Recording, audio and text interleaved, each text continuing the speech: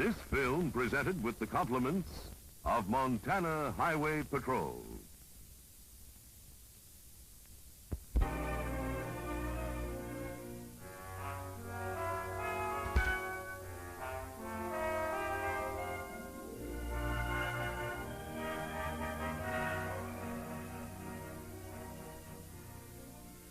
Under this ambulance sheet lies Sam Robertson, age 17.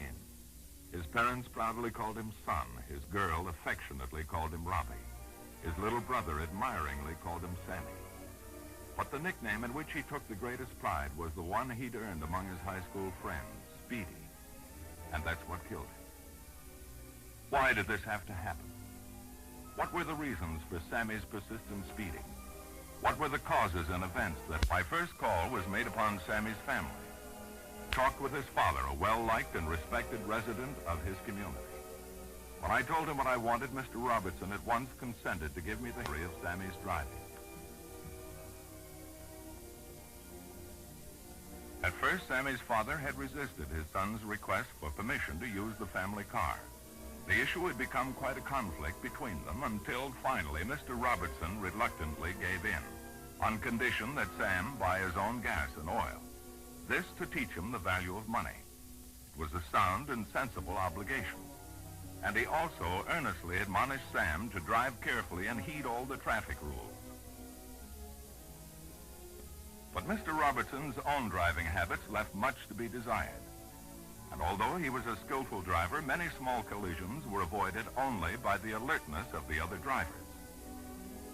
Perhaps it was while watching his own father drive that Sam first got the unfortunate idea that a good driver can take chances. And Mr. Robertson said that Sam had been before me only once on a speeding charge. I remembered the incident well. Sam admitted going too fast and was willing to take his punishment. But his father was quite outraged at the fact that the police haul in good, clean-cut kids for driving a little fast, especially when they're good drivers, while the streets are filled with thieves and murderers. It was a standpoint all too often encountered. How much did it contribute to Sammy's own attitude toward speeding?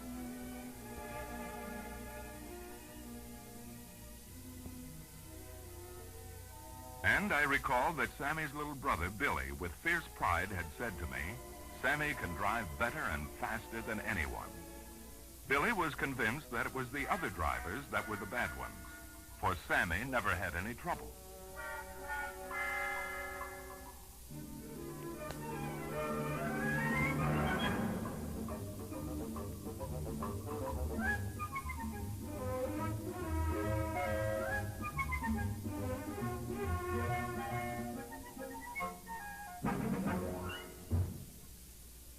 It was clear to me that this obvious hero worship from his younger brother must have been important to Sammy, perhaps making him take more reckless chances and drive even faster. My next stop was the high school Sammy had attended.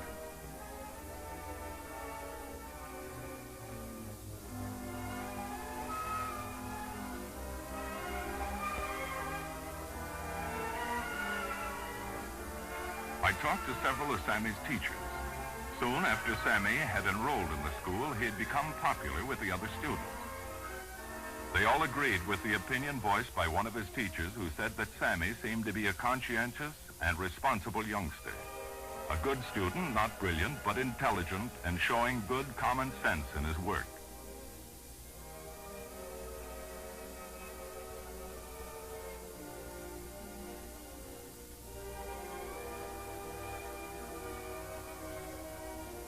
I made it a point to talk to some of Sammy's friends.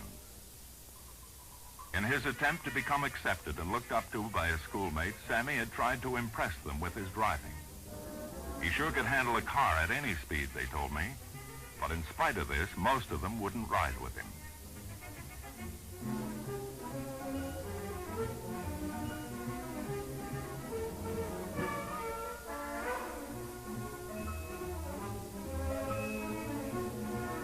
And once Sammy had earned his friends' admiration, he thought his reputation for fast driving had to be kept up.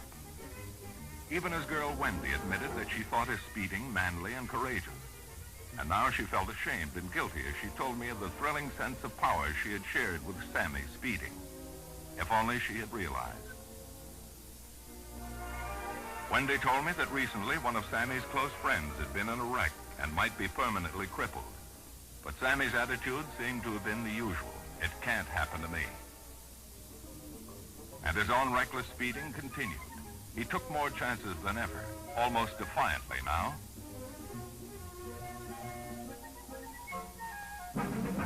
And I was told how Sammy was scornful of cautious drivers and always told woman driver jokes.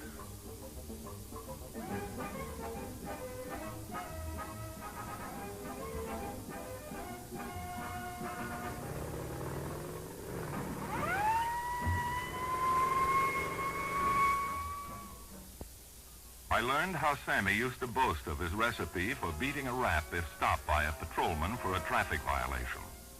His trick was always to be extra courteous and polite, act real remorseful, and say, "Yes, officer," all the time.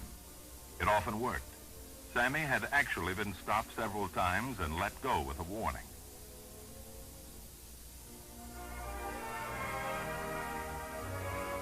I went to see Sammy's coach and found him on the field. He told me that only a few days ago, Sammy had tried out for first base.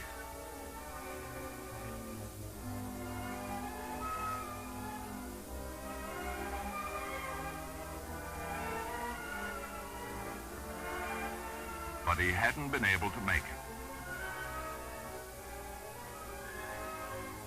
Perhaps Sammy had wanted to make up for this failure in some other way through his speeding, which resulted in his death.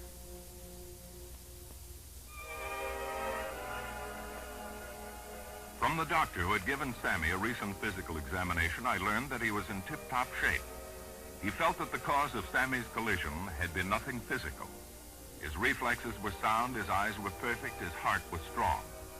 Why did it happen then? Not because of slow reaction time, but because of reckless speeding, and perhaps an attitude. Sammy worked a part-time job after school, and his employer told me that he had found him to be a dependable boy, friendly and courteous, and he never knew him to drink or smoke. He also told me that the day before Sammy's unfortunate mishap, he had asked for a raise, a request which it had been necessary to deny. Sammy had been disappointed, unduly so, he felt, and he'd thought the boy probably needed the extra money to meet his expenses with the car. Then the following day, Saturday, Sammy had picked up his girl to go for a ride.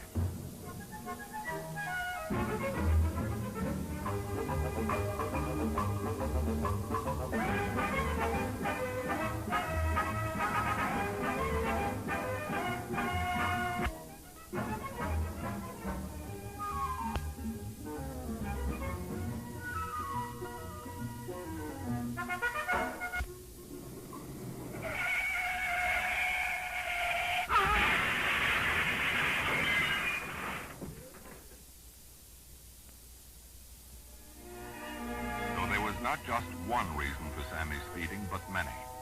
And they had brought us both here.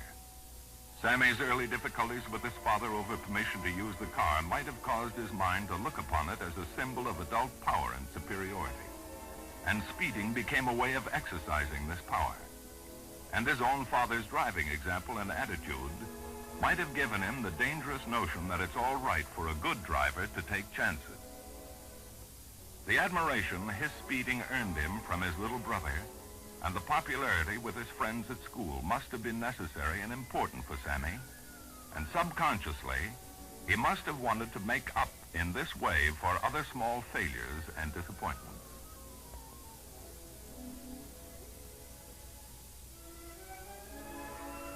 Sammy's speeding then was an emotional outlet, and a tragically ill-starred one. For it was a compensation for feeling of insecurity and inferiority, unhealthy thrill-seeking, immature defiance of authority, and a lack of a sense of responsibility, as well as misguided attempts to show superiority. These, then, were some of the reasons for Sammy's speeding. There may have been others. If there were, he took them with him.